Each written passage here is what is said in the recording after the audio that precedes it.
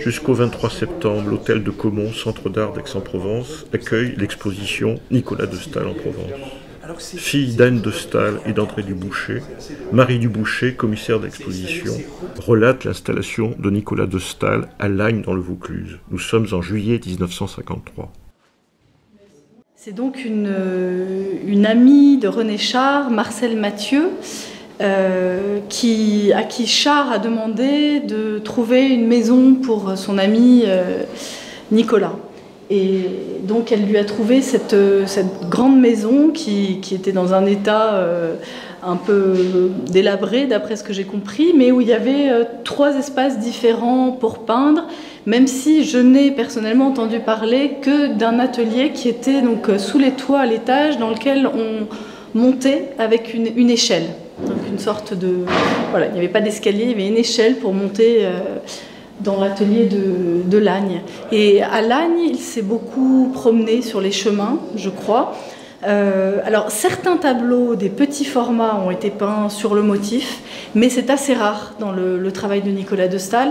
La plupart du temps, c'est quelqu'un qui s'imprégnait de tout ce qu'il pouvait voir autour de lui et qui engrangeait ses perceptions et les exprimait à l'atelier. Donc la plupart des paysages sont peints au retour à l'atelier, dans une intériorité. Ce qu'on ressent dans la peinture, que c'est une peinture qui a eu le temps de cheminer finalement, avant d'être peinte sur la toile. Et ici on est face donc à une des plus belles peintures de l'exposition, qui représente un paysage de Provence. On retrouve la matière de Staël de sa période abstraite des années 51.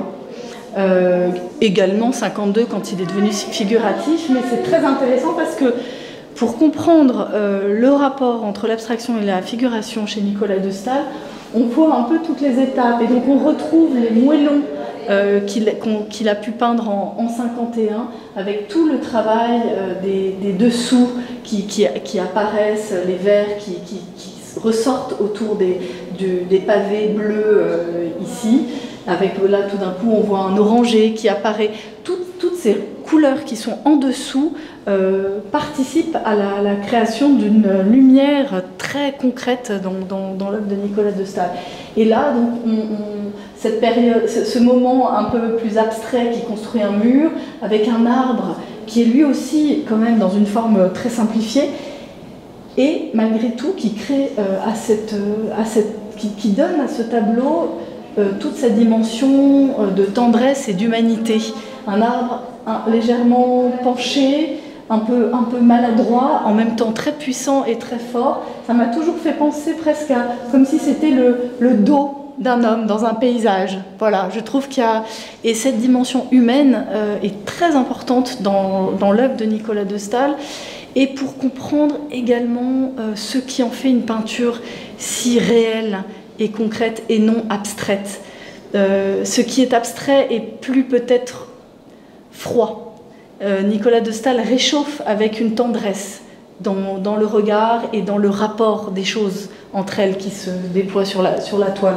Et là, il y a donc, dans ce tableau que j'aime beaucoup également, il y a cette présence très forte du ciel. Alors, il a peint beaucoup de ciel dès 52, hein, donc avant qu'il vienne en Provence.